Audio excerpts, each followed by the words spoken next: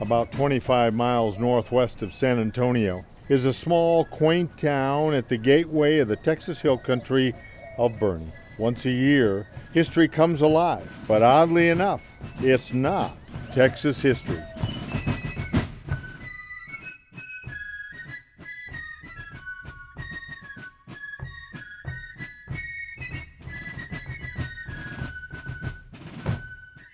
My name is Brian Degner. I teach 8th grade American pre-AP history class here at Boerne Middle School North.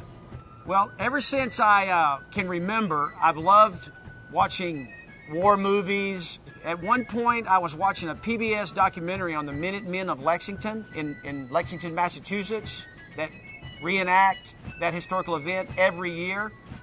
And I'm thinking to myself, I could do that. And then 9 years ago, I went and asked my building principal. I told her this dream of mine that I had of reenacting the Battle of Lexington on the Plaza. It's a perfect setting here. And she told me to go for it. And I really hope that when y'all move on from the middle school and I happen to bump into you years down the road after you've gone through this reenactment, that I can ask you, where did the American Revolution start? And you're going to be able to tell me, because you lived it.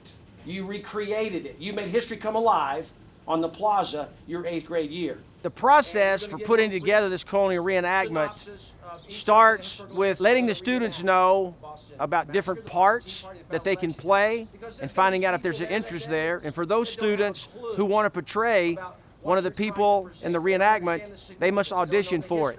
So I'll give them the script, I give them an opportunity to practice, and then in front of their classmates, their peers, they have to read a couple of the lines that they may deliver in the reenactment itself. And that's just for me to find out, are they going to be comfortable in front of people? Are they going to bust out laughing? How much are they really going to put into this? How much time are they willing to invest in it? That's the first step. Then after that, I have to decide, since I have 4 history classes, one class plays the role of the colonist. I found that that's the easiest thing to do. Just pick one class for colonists because they're going to be involved in all 3 of our historical events: the Boston Massacre, the Boston Tea Party, and the Battle of Lexington and Concord. Then the other 3 classes wound up being my British soldiers. And then we start the process of rehearsing. Usually we start out on the blacktop here at the school, or maybe out on the football field, learning how to stand properly, how to march, take commands, how to carry the musket. And another thing we do is we want to inform the public about this. On the day of the reenactment, there'll be, like I said, there's 3 historical events that we reenact. And I'm sure that there are many people that show up that day that don't really have a clue about the history of these events. So I have my students go in the computer lab, and one of our assignments is to create a brochure that tells the time, the place, the date of the reenactment, and then inside, when you open it up, there's a little brief historical bio of each of the historical events, and they put some clip art with it, or some type of historical image, maybe include a timeline. Thank the Boerne Education Foundation for funding this to get us started. And then it's just a matter of going down to the Plaza with each class and rehearsing. I'm never really able to pull all 4 classes together to rehearse. We practice each class individually, and they don't all come together until the day of the reenactment when it's actually happening. So that's the process we pretty much go through to pull this reenactment off. Charge, bandits! What I like about Coach Degner is he seems just to bring, like this reenactment does, bring history to life in the classroom and out here on the plaza. Start yelling for Captain Parker, Captain Parker. Where's Captain Parker? Okay, you want to practice that real quick? Okay, come on. Pretend like you're riding your horse. I love this reenactment because we get to really experience what the colonists and the soldiers experienced. We get to just bring this whole thing to life for our community so that everyone can learn a little bit more about the history of our nation. Ship for this port by the East India Company is now arrived in the harbor. Boston Harbor, a tip out tonight! I'm really glad I'm a colonist because I get to choose my own outfit and I get lines, and it's more fun in my opinion. Bang! They're firing at us! Fire, by God, fire! Boom, boom, boom, boom, boom, boom. I really try to get the students to buy into it by explaining to them, it's me and 130 of them, and I need their cooperation. First case. As soon as they lift it up, now start. After dressing as Mohawk Indians, Sam Adams and over 100 colonists arrived at Griffin's Wharf. For the Battle of Lexington, don't I have half the colonists on one side of the gazebo, half on the other? Sir. Go to your spots. The plan is to get y'all here early enough tomorrow where we can test some of these things. This is a lot better than reading this in a book because you get to learn more about how it happens and why it happened, and it comes to life in a new, different way than just reading words on a page. It's a great deal of work to put this on, but it's something that I don't mind doing. I love the work. The kids are excited, and it's just grown. It's grown from around 25 students to now, this last year, I had right around 130. And I've already have 7th graders who will be in my class next year who are already asking, can I play this role? Can I be Paul Revere? Can I bring my horse to town? And I'll be playing Paulette Revere in the colonial reenactment today. This is my horse Strider, and he'll be Paul Revere's horse. On the morning of the reenactment, I'll show up here at the school, usually around 7:30 in the morning, and we will begin to load the trailer. We have a ton of props. We have a mock-up of a ship for the Boston Tea Party. We've got signs that say the Boston Customs House or Buckman's Tavern. We've got all the muskets that have to be loaded with baby powder so it appears that they're being fired when the students blow into the plastic tubing. We have to move all the costuming from my classroom to the dressing areas. We've got to get the sound system up. I have to coordinate with parents who are going to bring the horses into town that their children are going to ride, where they portray either Paul Revere or Thaddeus Bowman, who rode in just a short time before the British arrived in Lexington that morning. I just feel like that so much of our nation's history has been forgotten. And I think by bringing history alive, it'll help my students and the public to better remember important events in American history. That's why I do it. The program will start with some narration, giving a little bit of background information about what it was that actually led up to the Boston Massacre, the tensions that had been building in Boston between the colonists and the British soldiers.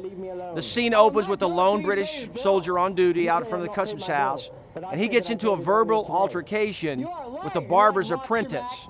During the course of this arguing back and forth, the British soldier strikes a colonist with his musket, and the next thing you know, a large crowd of colonists descend upon the Customs House. Some of them began to throw snowballs at the British soldiers, some chunks of ice. Oyster shells were also thrown. And eventually, they strike one of the British soldiers, and they fire into the crowd, and 5 colonists lay dead after the smoke cleared. To have a transition between the Boston Massacre and the Boston Tea Party, we needed something to fill up the time with. One of the things that we've done here at Boerne Middle School North with the band director and myself, we're able to get together, and we applied for and received a grant that allowed us to start a drum and fife corps here at our middle school. And so the drum and fife corps usually comes in, and they provide that transition that we need by playing a number of songs, and the crowd really loves it and they look sharp. Boston Tea Party. That scene opens with Samuel Adams at the Old South Meeting House. He's got a group of colonists there with him. They're awaiting word from the governor on whether the ships will be sent away or not with the tea. A colonist arrives with word that the governor is not going to send the tea away, and that if the ships attempt to sail away, he'll have them blown out of the water, which really causes the crowd to get whipped up in a frenzy. They're very angry. Sam Adams tells them, this meeting can do no more to save the nation. And at that time, somebody yells out, "Boston Harbor, a teapot tonight." And the colonists proceed to dress as Mohawk Indians and go down to Griffin's Wharf, where they board the ships and threw the tea into the harbor. After the Boston Tea Party, King George was very upset after hearing that the colonists had destroyed the tea. King George, along with Parliament, imposed the intolerable acts on the people of Boston and Massachusetts. I guess the one that probably hurt him the most was closing the harbor, because so many people there in Boston and Massachusetts depended on that harbor for their livelihood.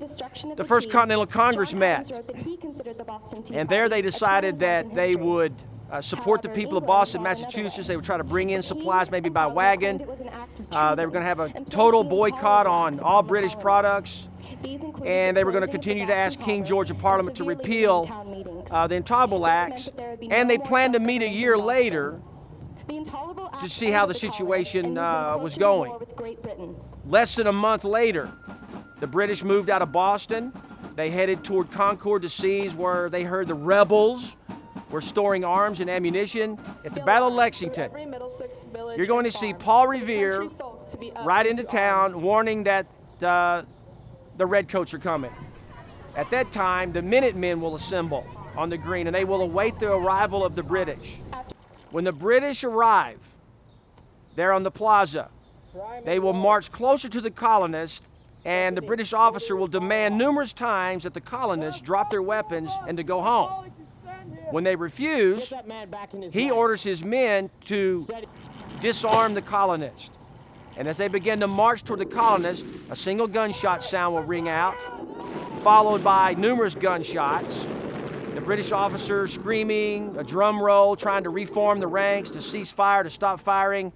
And once he gets them all back in line, colonial women will begin to appear on the plaza where they will mourn over the dead or to check on the wounded. And the British soldiers will reform their ranks. They'll do 3 huzzahs and then they march away down the road toward Concord.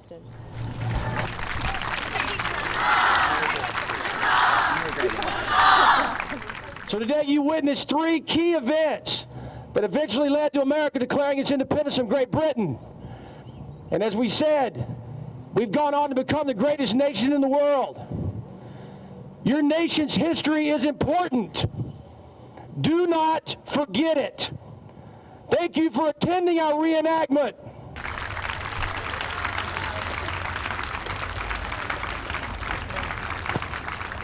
Coach Degner is the best history teacher ever.